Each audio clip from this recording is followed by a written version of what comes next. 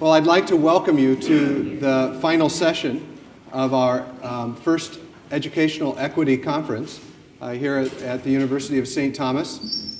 This session is actually, I think it's quite unique. It's unique that one would get three people representing the different types of things that the three people up here do at a table in public talking. And we are thrilled to have with us Representative Carlos Mariani, who represents St. Paul and has been representing St. Paul for, I believe, 20 yeah. Okay.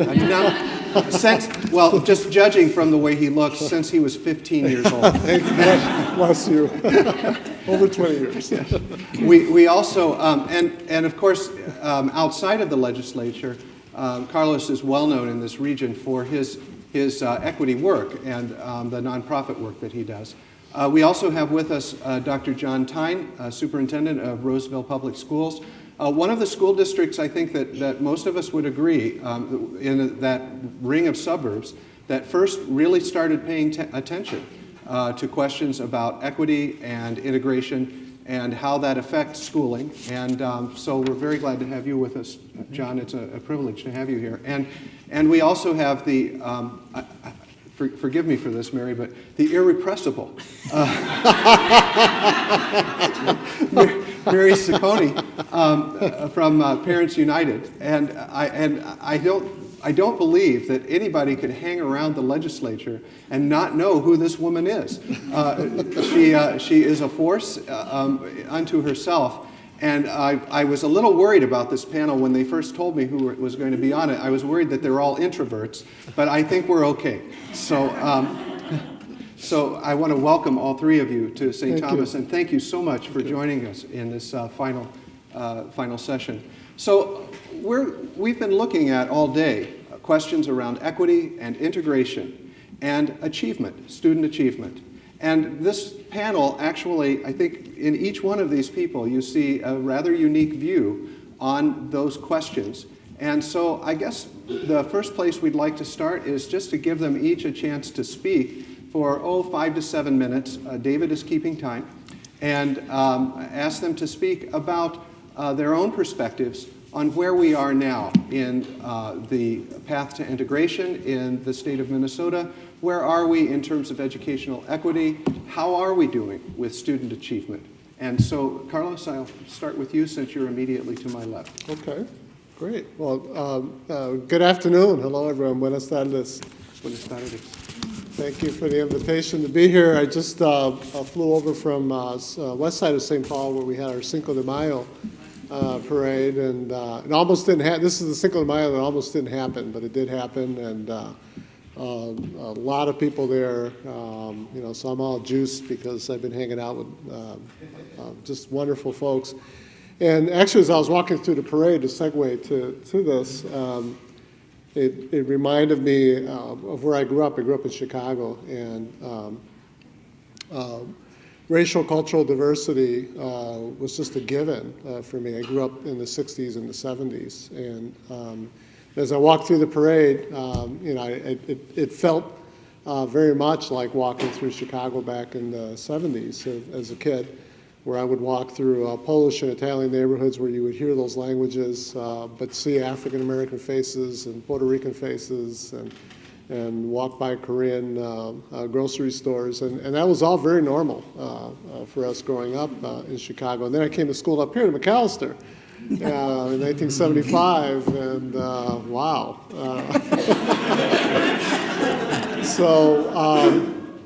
But it's good to see my great state and my great city reflect more of what the rest of America, and frankly the rest of what the world looks like.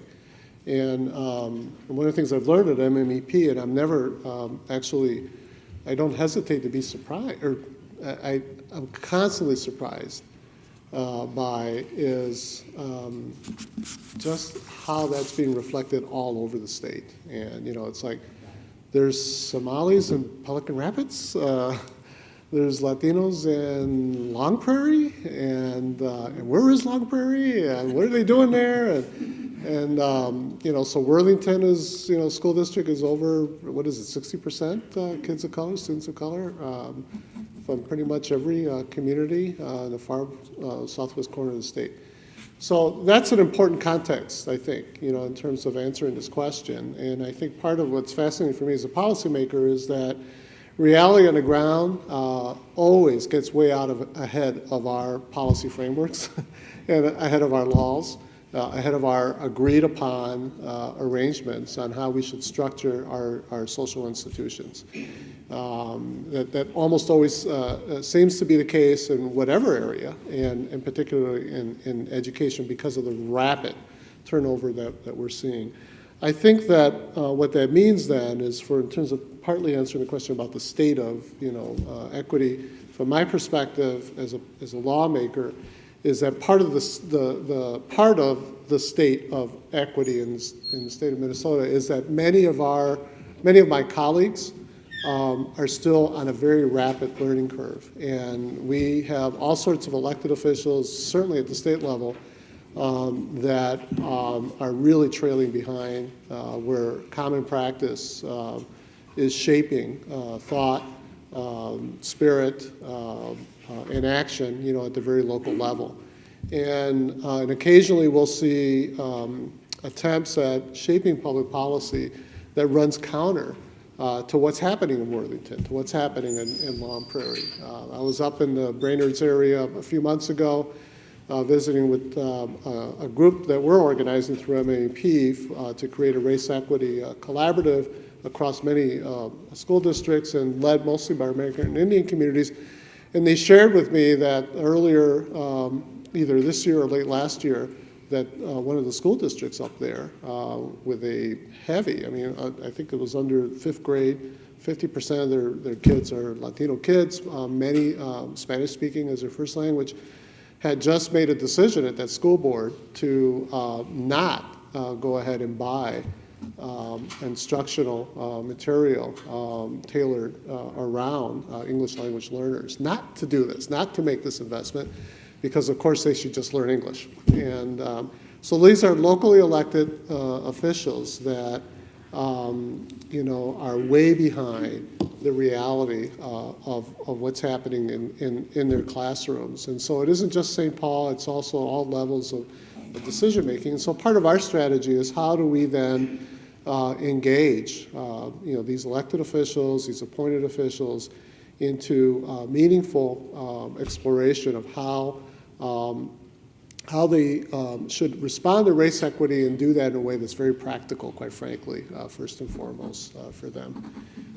And that's a challenge. People bring they bring their biases, they bring their experiences, they bring their worldviews, and many of those are not necessarily helpful or healthy for responding to the fact that these communities are rapidly changing. So there's a rate of pace that's happening in Minnesota that's very fast.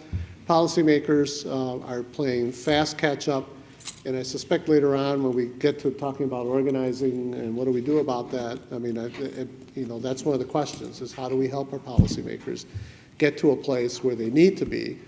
Or frankly, if you're a real radical, how do you get rid of those policymakers and get ones that really do get it? So I would say our state is that reality on the ground is here for us in Minnesota, but our frameworks, our policy frameworks, need to be modernized, and that the people making those decisions still need to go through a pretty deep education process and learning exploration process, and we can talk about how we'll do that. Thank you. Superintendent Thein. Good afternoon. It's a pleasure to be here. Thank you for asking me. First of all, I am the true introvert, and I'm going to be able to cede some of my time to either one of these two, and it'll be much better used. I'd like to just talk a little bit about the history, and if you want to know where you're going, you kind of have to know where you've been. And our district was is very unique, and we're blessed. And one of the ways that we're blessed is we've had some visionary leaders that preceded me and helped really set the groundwork for what we need to do. And there's a long, long way to go, and we are very aware of that. But it started not so much with our administration, but we were very fortunate to have a school board who I jokingly referred to as the Board of Regents because most of them worked at the University of Minnesota. But they were very interested in equity, integration, and diversity issues. And one of those individuals you probably know, and she's Representative Mindy Greiling, who is now leaving the legislature. And she was really one of the leaders in helping our district move forward. And we are also blessed in another way in that we bounce up against St. Paul. And we're in fact, the only district that I know of, we not only bounce up against St. Paul, but we meet Minneapolis too. We joined Minneapolis over at Lauderdale. So we became aware pretty early that the way things happened to be in the 50s and 60s and 70s were going to be changing rather rapidly. We also have another gift, and that's the University of Minnesota Student Housing, which happens to be in our district. And the University of Student Housing provided just an absolute bouquet of students from different cultures and backgrounds into our community.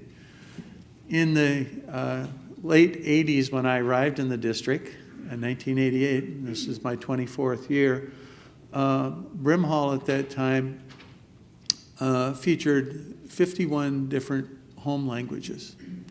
And so that really set the table. And the interesting thing that we became very aware of in our district is that the color of a student's skin or the background is not an impediment to them being successful in the classroom.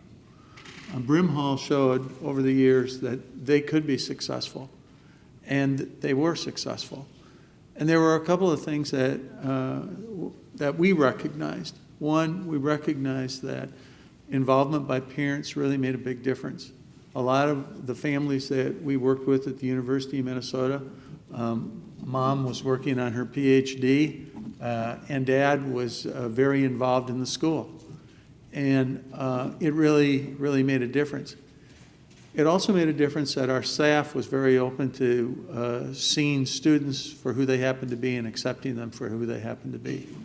And they set high standards and it had great expectations for our students, and our students really responded to that. So we had a great history. I was lucky enough to follow two really fine superintendents, Roger Warner and Carol Erickson, who had a wonderful belief. In fact, they really started the voluntary, not funded, but voluntary integration with St. Paul. And that was really a step in the right direction.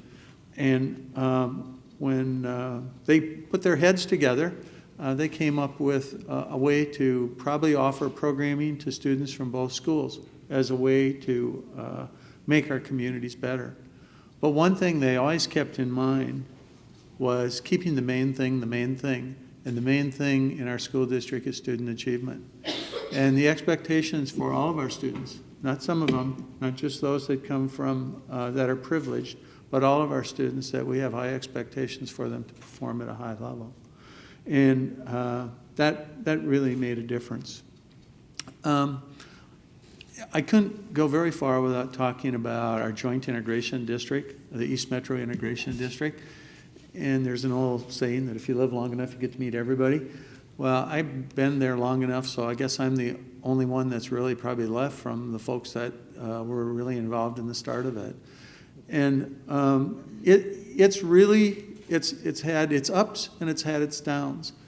But I think one of the things that's going to really be save the East Metro Integration District and integration and diversity issues as a whole is that I think as school districts, we're finally getting to a point where we're more interested in students than we are in funding.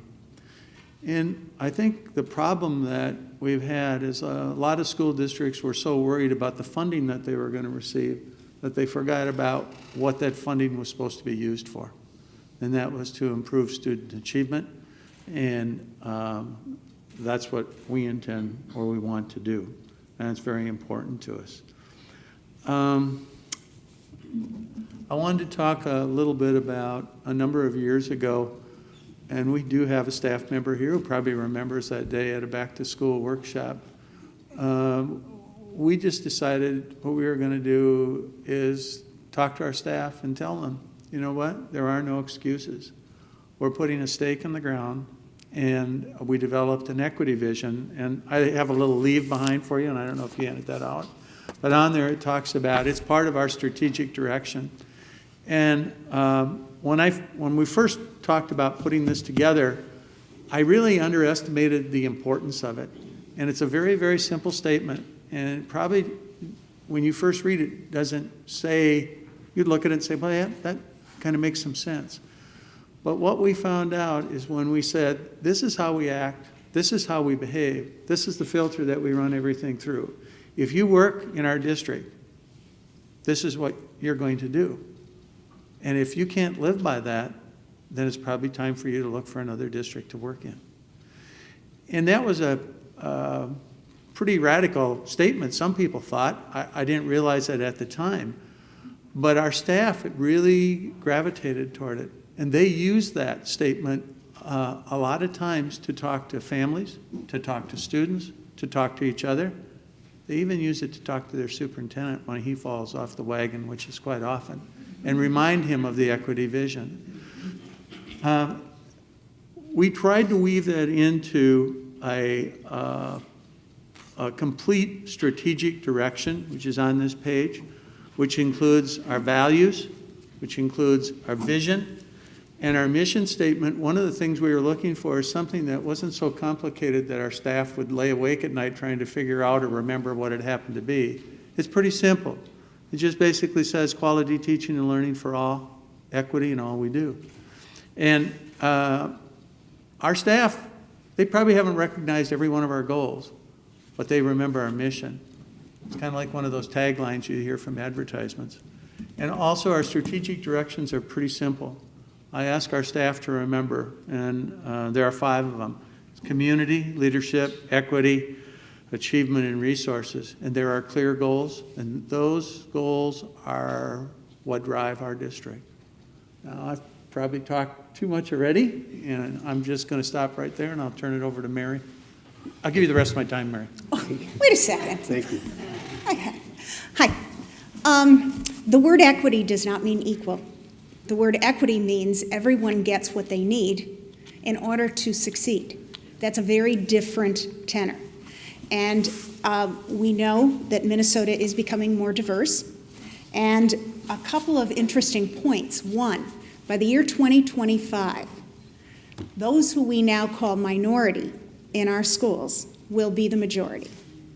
I'm going to say that again. Who we call minority in our K-12 system today in 2025 will be the majority in those schools. Because of that, equity becomes an even more important piece. We have a definite dichotomy going on in Minnesota. People in schools are doing what John's doing. People in schools are doing what Woodbury is doing. People in schools are doing what Jamesboro is doing. They're trying as hard as they can to be trying to work with the students they have to be equitable.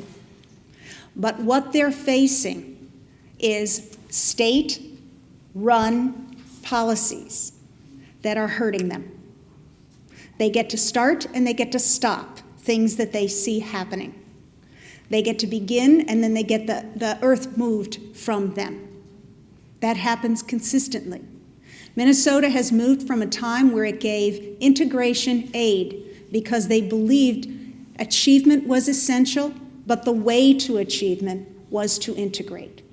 Today, that policy and statute has changed to where the wording is, Minnesota does not condone segregated schools. I think that's about 20 steps backwards.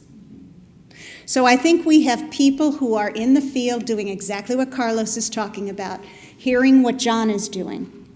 And yet we have state legislators who, for whatever reason, and I believe it's fear, will not do what this state needs to really systematize and help the public schools move to where they need in order to attain educational equity for our kids.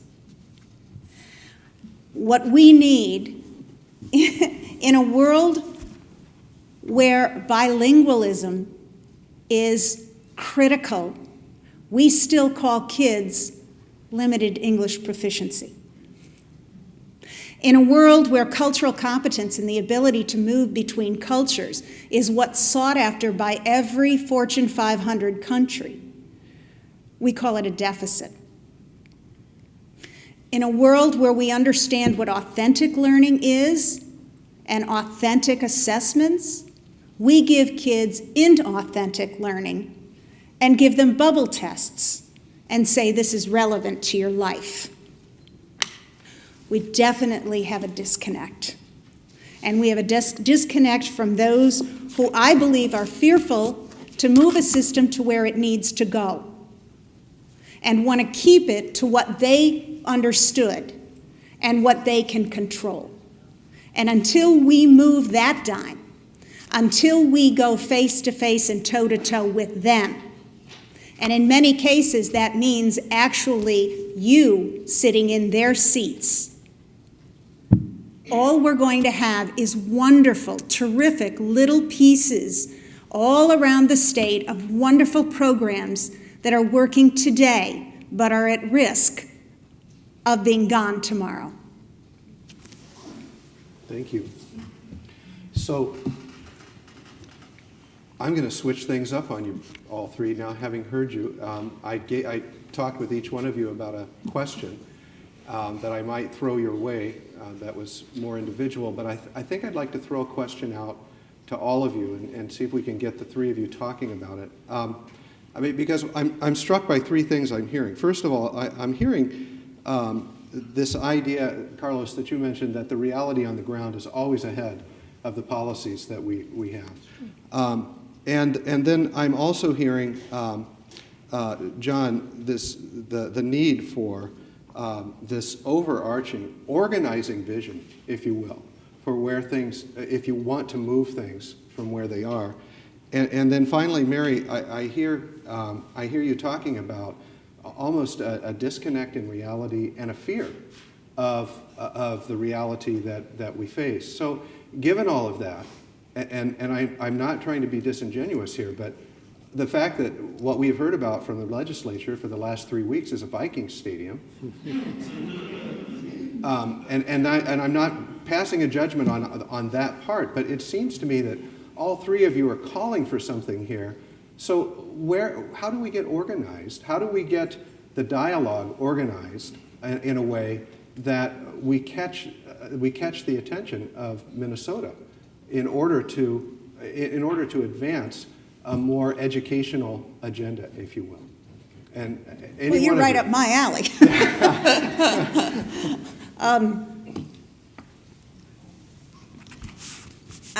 I often wonder if we've just become, and I said this to the group I spoke with, and I stay up nights worrying about this. I wonder if we're capable of running a democracy. I really wonder that.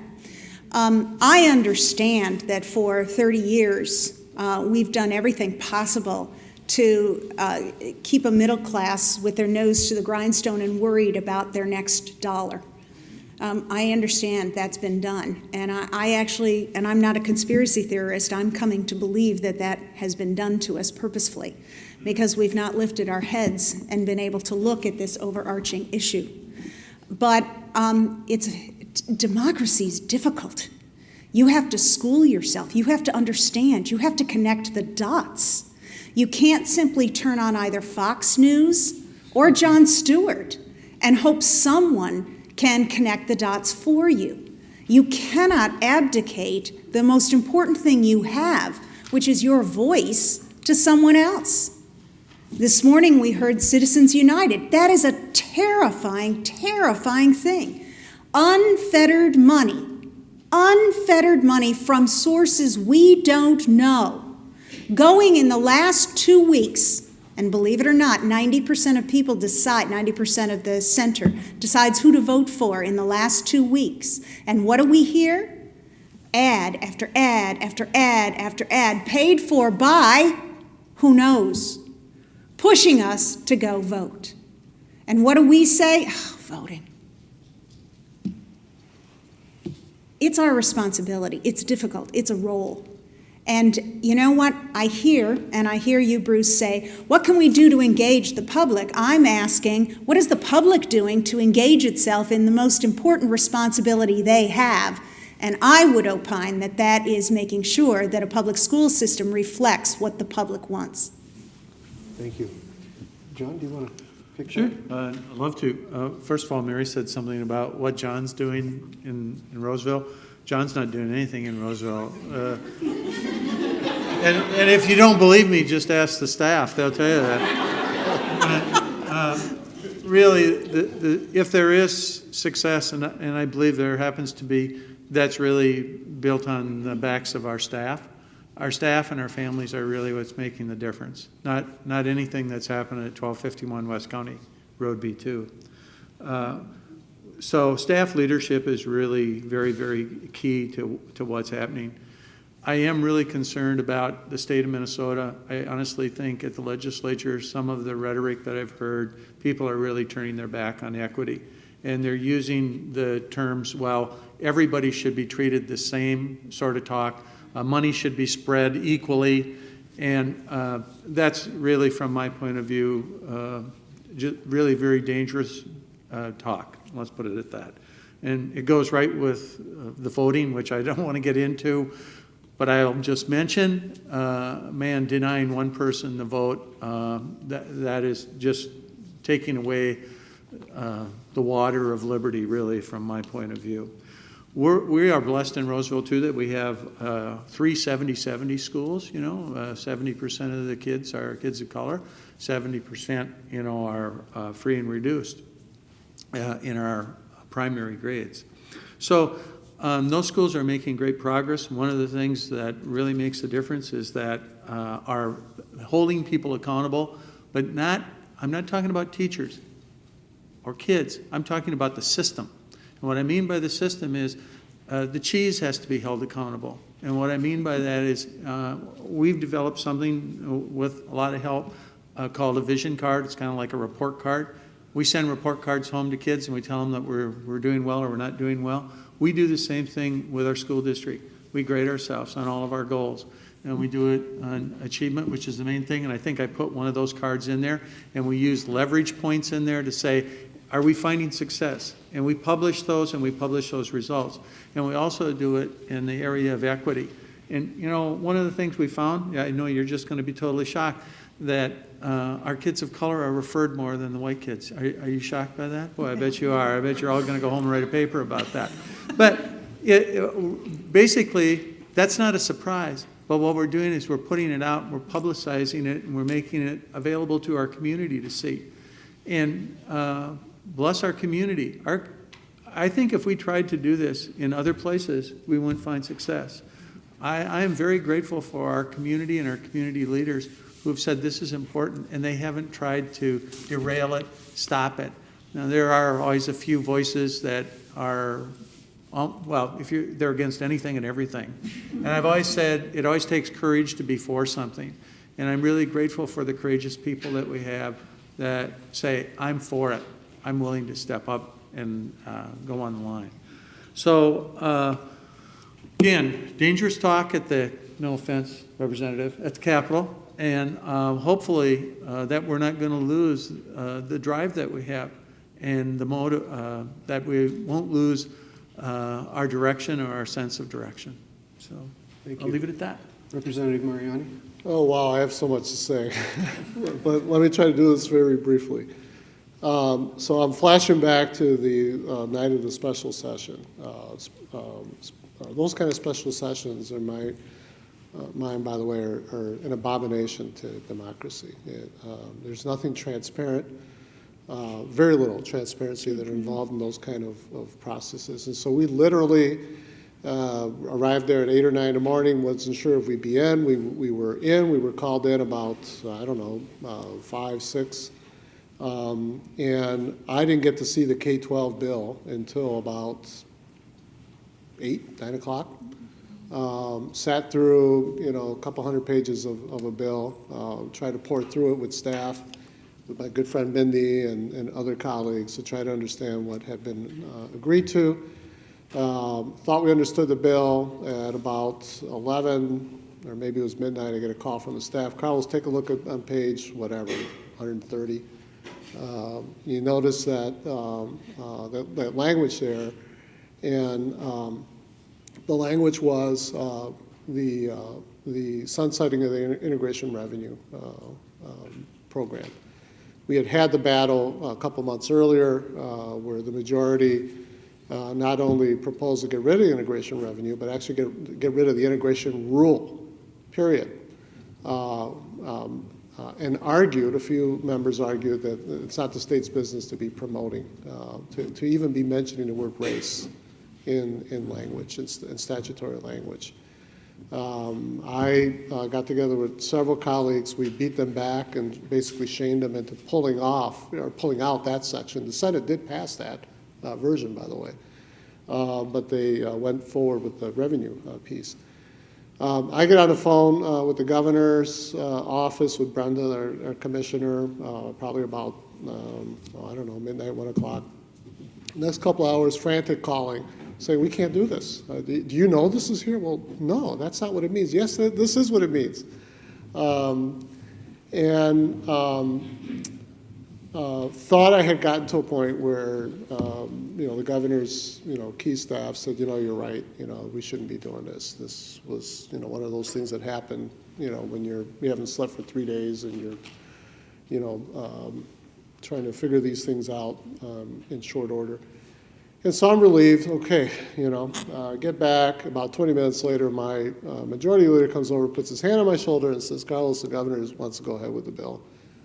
And with no changes. And I said, well, wait a minute. I just talked to the governor. Yeah. But you know what? It's 3 o'clock. By now, it's 3 o'clock in the morning. He doesn't want to have legislative session implode over one provision in the bill. Okay. So that's how a Latino legislator gets spoken to in Minnesota. It's just one provision in the bill, and we're not going to hold up progress for that. And of course, my leader sees the expression on my face, and he reads it right away. He says, don't worry about it, Carlos. When we get back the majority, we'll get it back. And to which my immediate response was, well, first of all, you're assuming we're going to get back the majority. We're going to make important public policy decisions, based on, a speculation. And second of all, what do you know? I'm a Democrat, okay? What do you know about my political community of Democrats that leads you to believe that we would ever reinstate a dynamic integration revenue program in the state of Minnesota? In other words, this ain't about Democrats, Republicans necessarily. This is where these issues cut across, right? I mean, what do you know that I don't know? And to which you had no answer, right? Mary talked about two things that I think are very important. So this is like real stuff, okay? She talked about fear. And she talked about power. The thing about equity, it seems to me, is that it really is kind of the more mature fulfillment of the American promise. Mm-hmm. And what it means is that in America, when we mean everyone, we mean everyone.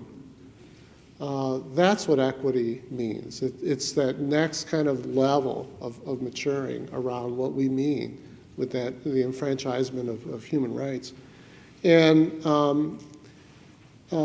equity then plays itself out in social constructs that were designed based on your understanding of that.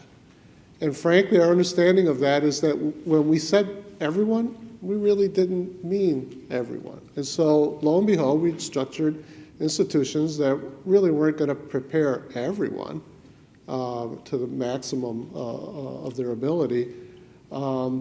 Is that good or bad? We can debate that. The point is, that's the design, okay?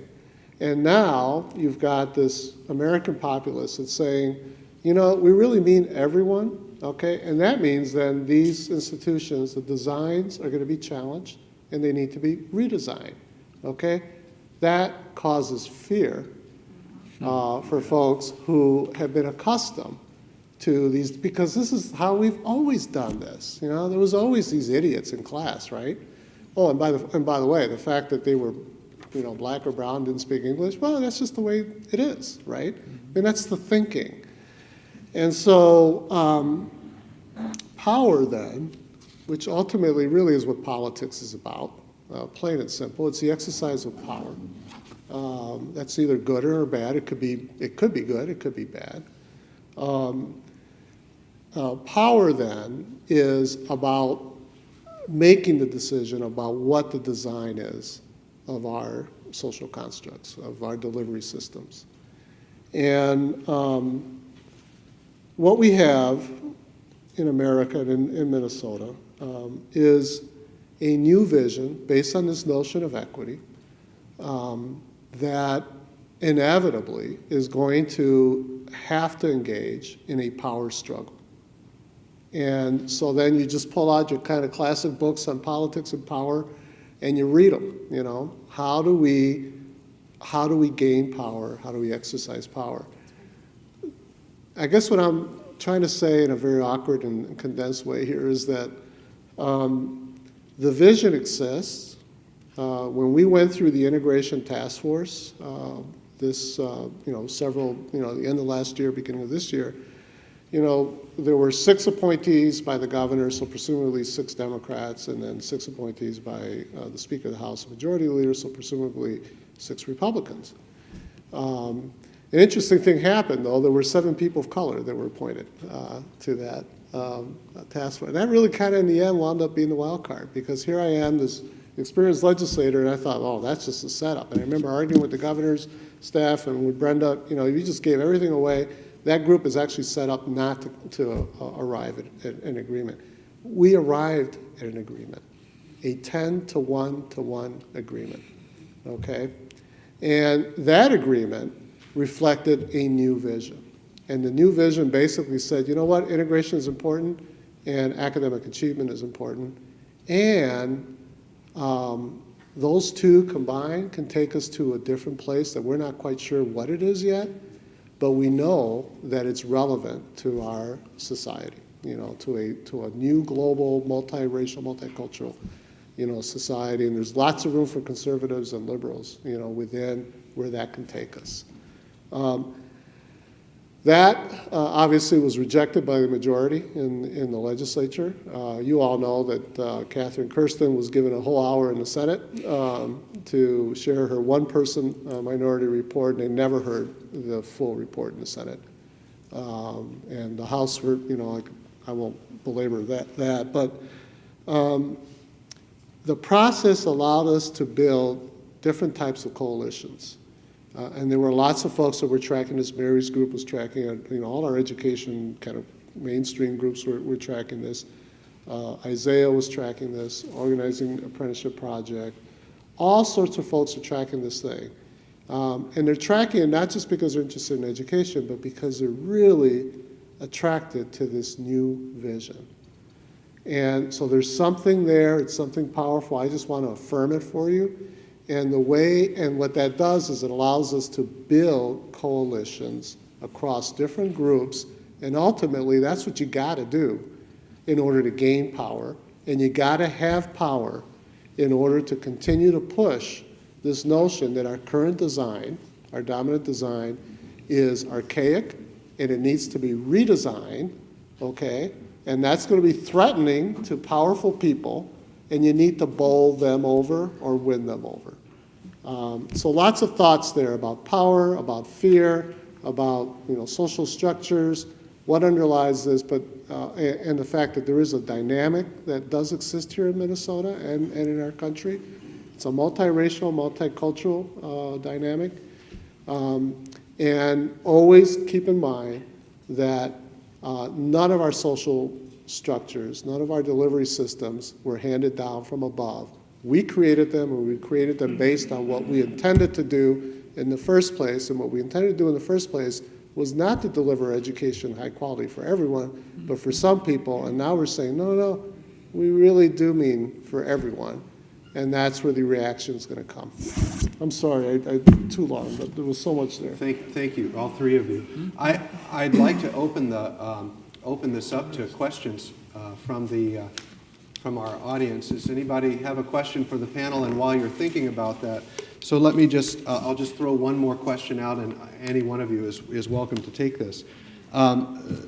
So in the short term, if we think about this in terms of short term and long term, I hear that a vision has been hammered out, and a somewhat bipartisan vision, if you will.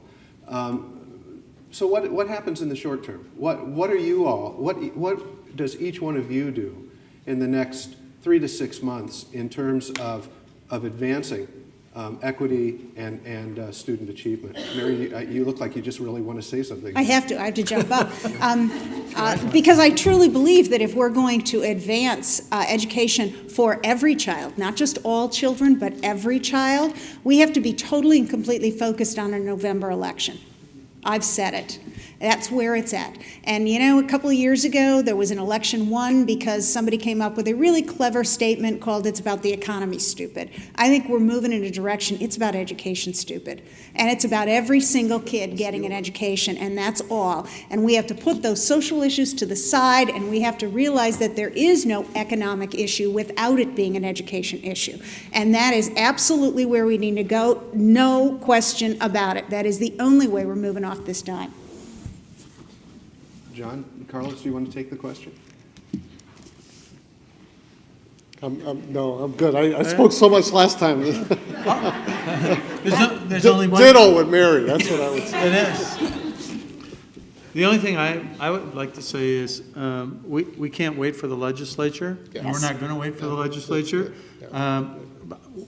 To tell you the truth, I really don't care what they do. I know what we're going to do, and we're going to continue doing what we think is in the best interest of all of our kids.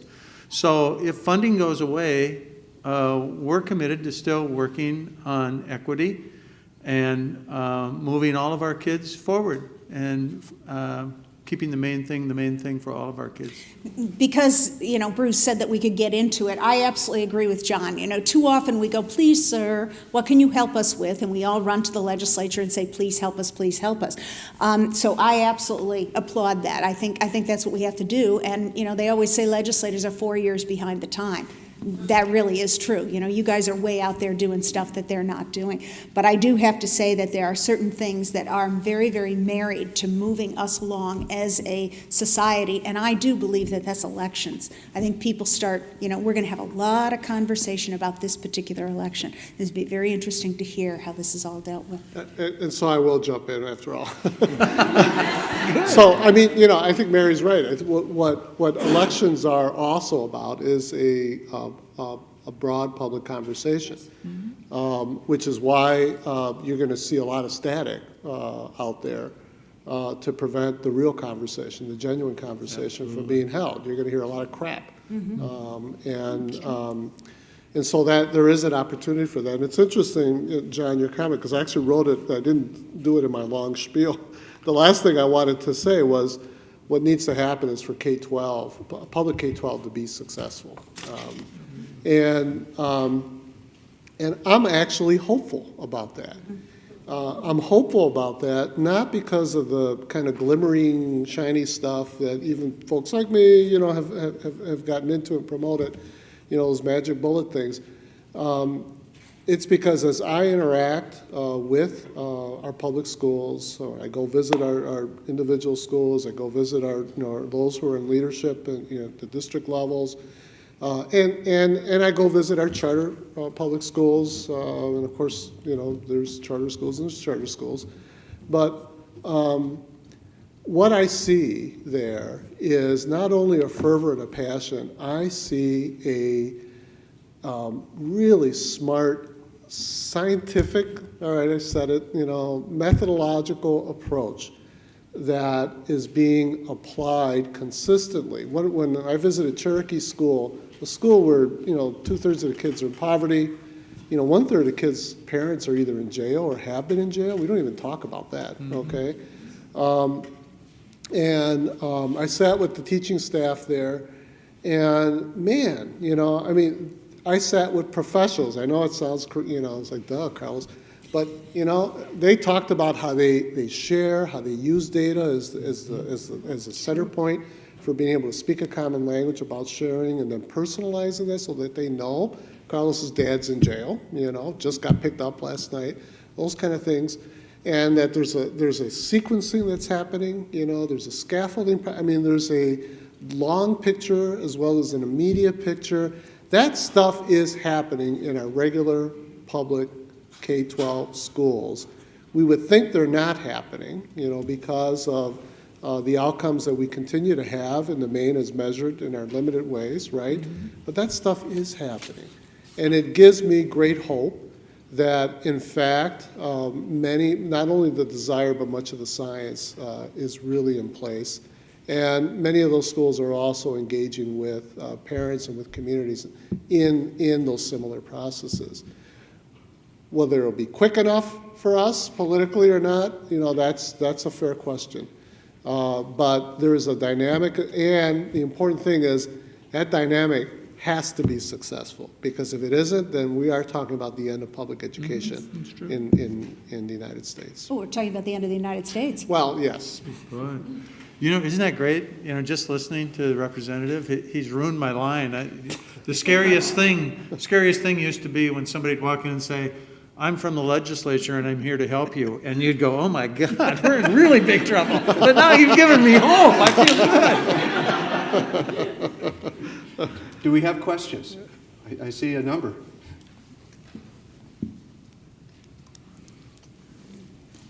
Well, a couple of questions, maybe, and a couple of concerns. One of my roles is an educational psychologist, and one of my jobs is to work as a school psychologist. And the question of student achievement is, I'm assuming, maybe incorrectly, is consistent across the board, that we all are aiming for increased student achievement. However, how that is measured, and of course a psychologist can tear any kind of statistics apart, and it all depends on how you look at the data. But this year particularly, at the beginning of the year, when the initial state testing was provided for kindergarten students, I was in the computer lab observing and assisting curiosity and to provide help. And a lot of these little children have never experienced how to move a mouse. And so I was helping students, minority, non-minority, but my attraction was probably for the cutest little guys who happened to be minority kids who had no idea. But could you please hold your mic right to your, thank if you. If I could read the question on the computer screen to the child, he could respond 100% accurately. But if he had to maneuver the mouse, 100% inaccurate. And so I provided that information to the teachers, administration, et cetera, and they said, "That's great, that's just what we want to see, because by the end of the year, he'll know how to move a mouse, and his scores will go up significantly."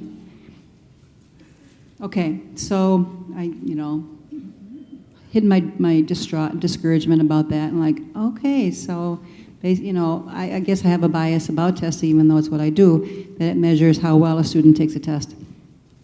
And a lot of emphasis is placed on kids filling the bubbles in, or the computer scores in, and things like that. Not to underestimate that, because I think there's a lot of need for some kind of fair measurement. The other area, because again, in my business, I measure students' IQ and other things, and so then enters in the language barrier, and so we test a student in their, as defined by the state, their, depends on what day, it's either their first language or the language at home, or other definitions. Again, the state tends to change the definition and the interpretation of the data, or definition in the district. And so what I'm learning or seeing, observing, and experiencing, our children are assimilating. So it's not just cut and dry about this child speaks just Spanish or just English, because if we ask them a question in Spanish, they will answer in English. Or we ask them a question in Somalia, they will ask and respond in, So there's more of an assimilation that I think needs to be taken into consideration when we look at student achievement and some of the really poignant points that you guys are wonderfully making. So I'm just highlighting. Would you like to comment on her observations? Another question, please. Thank you.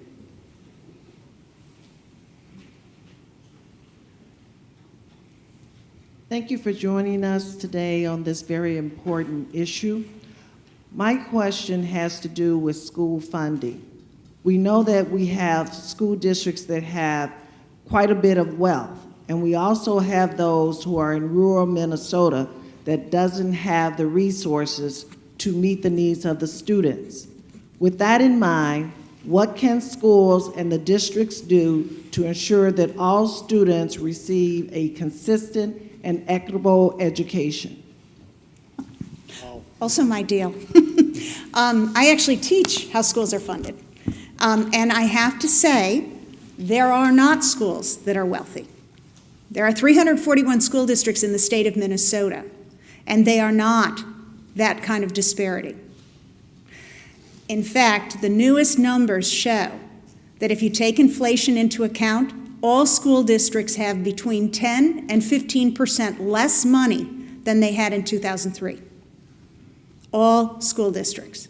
Name one and I'll show you. All school districts. The reason that I'm driving that point home is because I think Minnesotans need to say enough.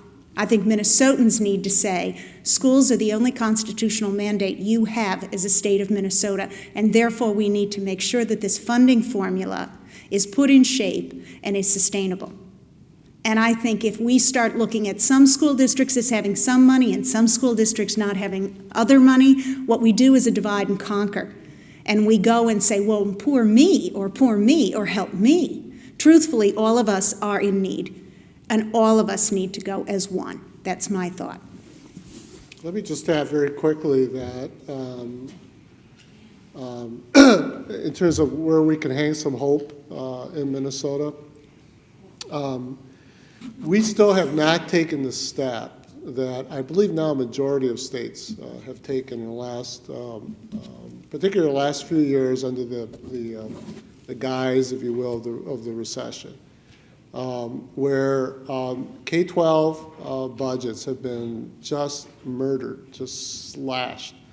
I think Texas was at last budget $4 billion. Mm-hmm. $4 billion. Obviously, they're a much bigger state than we are, and their budget is big. But I'm not recalling what percentage of that is, but the class sizes in Texas are just going through the roof now. Other states have followed suit. They've managed their budget by just flat out whacking at K-12 education, one of the biggest expenditures in most states, the single most biggest expenditure in our state.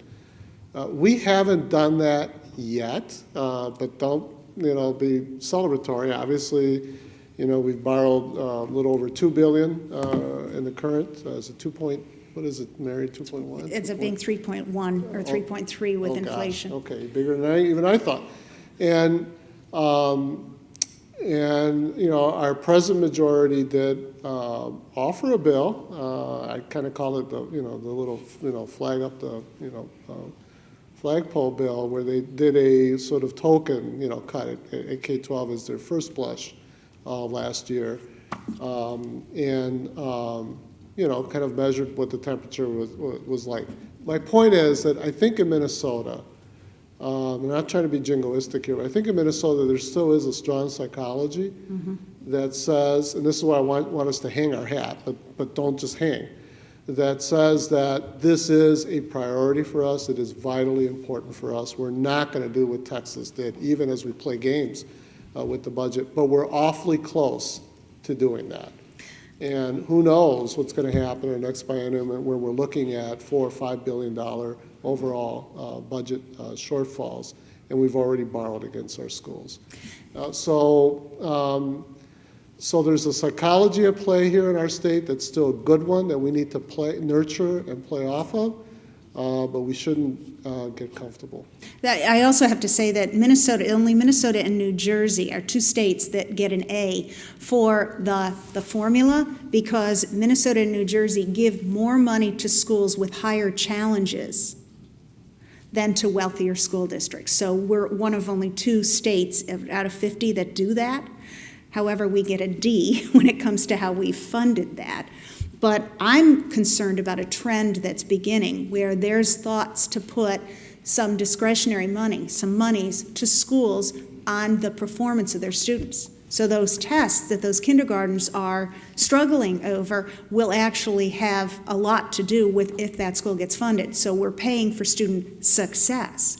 That trend, I think, is very dangerous, because a state that has hitherto, before this, said, we're going to make sure that the kids who are more challenged get more dollars, we're now starting to say, well, you know, they're not doing much with that, so let's put the money where it seems to make a difference. Let's put it where the success has been. And that's a really interesting thing. If it were incentive money, brand new money, maybe that would be a conversation. But this is money that had been used for kids who were struggling. There's a different philosophy. John? Sometimes they use funding as a red herring. And what I mean by that, you know, they'll throw it out there and say, well, we're doing this in the guise of equity. We're going to spread it and treat everybody the same. And that's, from my point of view, that's really absolutely the wrong way to go. There are certain schools, certain programs, certain communities that need additional support and additional resources. I really do believe in that. And I also think we've got to get over the mindset that we're in the banking business. We're not in the banking business, we're in the kid business. And that doesn't mean, you know, so many times I watch school districts and boards get so hung up on how much money they have in their fund balance. The people did not give us the money to put it in the bank. They gave us the money to invest in our kids and our schools. And, you know, we have been criticized in our district for probably running pretty close to the line. But that's just my philosophy, and I'm very fortunate that I'm still working because the board has agreed with me. But I mean, because, you know, I can build a fund balance as big as you want. I can just raise class sizes by 4 or 5 kids. That'll be fine, not a problem. I can do it. But that's not why people vote for referendums. And in the area of testing, my dad used to always say, you can weigh the pig every day, but that doesn't make it gain weight any faster. And you can test kids every day, but that's not going to make them any smarter. So I'll just leave it at that. Can I know, but let me add something, a little secret, a little in-house stuff. So a few years ago, when we were in the majority, we were dealing with, you know, obviously, you know, budget deficits, and our Senate Democrats, who were in the majority, came in with initial recommendation to whack K-12 education. Mindy Greiling, myself, Jim Davney, and John Ward, a bunch of, you know, Denise Dietrich. We in our own caucus, we just sort of led an all-out, pretty hardcore, you know, battle within our caucus to not follow our brothers and sisters in the Senate's follow their lead. We wound up having a 3 or 4 hour caucus late at night where virtually everybody spoke. And at the end, we came out of that caucus. We had gone in there intending to follow in solidarity with our Democrats in the Senate. And we came out and we said, no, we're not going to balance our budget based on cutting K-12 education. It was bloody, okay? This was harsh stuff. And I raised the point, and I thank you for the question on finances. I raised the point because it's really to reemphasize an earlier point about power and politics. This is what this is, okay? And if we want our schools to be properly funded, if we want to make the investments that need to be made, absolutely we should appeal to Minnesota idealism, our proud tradition, but make no mistake about it, at the end of the day, that will be a political decision. There will be all sorts of friends who are going to oppose your position because they have their own priorities. God bless them, okay? Our job, those of us who see ourselves as stewards of public education, is to be stewards of public, to be champions. That's your job as well. And so, I mean, this is real stuff. This is a highly political power play that needs to constantly happen if we're going to maintain good quality, equitable, democratic public schools in the state of Minnesota. We have time for one more question. Could I add just one thing on that when you talk about funding? How could I deny you? And please, this has to do with teacher seniority. This is one of the red herrings that I noticed out there. Teacher seniority was splashed out there. And let's be honest about it. If you fund schools properly, teacher seniority is not an issue. That's one thing. Secondly, that's my job as an administrator and the principal's job. And the most dangerous person in town, when you talk about power, is the superintendent who thinks he can maneuver staff around and pick and choose who he wants to keep. I think it corrupts the organization, and it's a strong term. But if we do our job well, and we hire the best we can, and we train them well, and we work with them, seniority, that shouldn't be an issue anymore. It really shouldn't. And then the funding would follow. We won't have to worry about cutting people. Thank That's you. my theory. One last question, please. Yes. I want to first say that this is my dream panel in terms of spectrum and breadth of expertise. We have our policymaker, our educational leader, and our community activist and advocate. In my 25 years, one of the things that has been most frustrating to me is this disconnect that we talked about. I think Carlos, Representative Mariani, said that the reality on the ground is ahead of the policy. And I think, Mary, it was you who talked about the disconnect between that reality and the policy making. On the ground, it's a lot of work, and we're exhausted, and we're a little bit desperate because we care about our kids, and what we need isn't there. And my thought is we need to tell each other our stories, because on the ground, we're mythologizing what's happening at the Capitol, and I think the Capitol is mythologizing what's happening in schools. And all of us, which is why we take so long when we get the microphone in our hands, are dying to tell our stories. And if we had all Mr. Marianis at the Capitol, it wouldn't be a non-issue. But we don't. And I have wanted to figure out a way, so this is my question to you. Do you have any ideas to bridge that gap by creating teacher-legislator partnerships? I have wanted forever to invite legislators who don't get it into my classroom, shadow me. And then I need to shadow you because I need to know the reality of what it takes to make policy. So do you have any ideas? That's one of our teachers, by the way. Okay, Anne, you dear woman. Coming from the educator's point of view, see, you have this sense. And this sense is if they just knew, they would change their minds. From the political world, baloney. So that's not the name of the game. The name of the game, and this is what people hate, is to be political. And there's such an ick factor in being political, and they've done everything they can to make us go, yuck, that we bail. Parents United is actually, we're talking about telling stories. In fact, we've got a series on our site now called I'm a Public School Graduate. And we've gone out and found some really incredible people. We think we could have dropped a dime and gotten 1 million great stories from people who've been highly successful because of their public school background. So maybe what we need to be doing is tell the stories that you're doing, but from a different perspective. I just talked with a teacher who said, well, do you know how much time it takes me to do da-da-da? I said, you know what? Not gonna fly. Tell me how the student gets less something because of this. So there needs to be a massaging and a translation of what you're talking about so that it can be political. And by the way, political's not a dirty word, and it is not synonymous with partisan.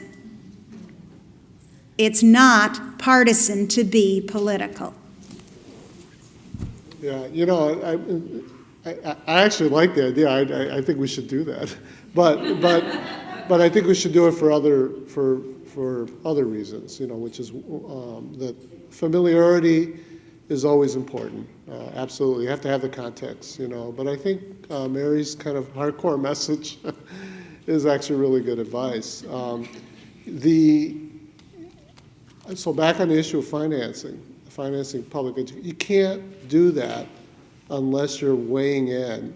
And we're talking billions of dollars, okay? So this is big. You can't do that unless you're weighing in on tax policy in the state. And so some of us, it's like, yeah, tax policy. I just care about educating kids and, make sure that we're well-funded, and that we have good policies, et cetera. But you have to talk about tax policy. The money has to come from somewhere. And, boy, you talk about the ultimate political battle. It is around taxes. It is around, how you collect resources, and, what's the framework for that, who pays, how much do they pay, et cetera. Not the kind of stuff many of you who are teachers, really, want to do in your life, but has a direct bearing on your ability to do what you need to do in your life.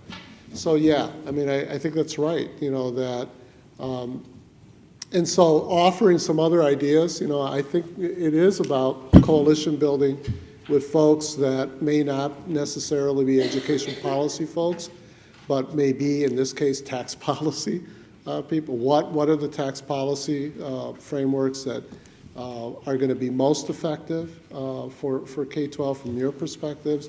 Just classic, politicking, which is building coalition across sectors outside of your own communities is one thing to do. I've had the privilege of meeting the former Commissioner of Ed, Sherry Yucky, and philosophically we were so far apart that the conversation was almost non-existent. And she had the former Speaker of the House with her, and there are none so blind as those who will not see. That's all I have to say.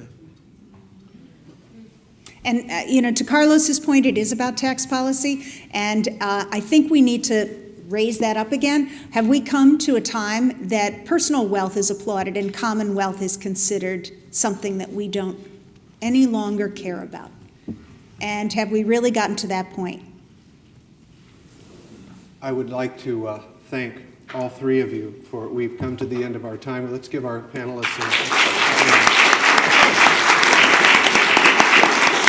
I thought it was 7 o'clock at night. And although we are not the Washington Press Club, we do give a gift of a mug to our panelists.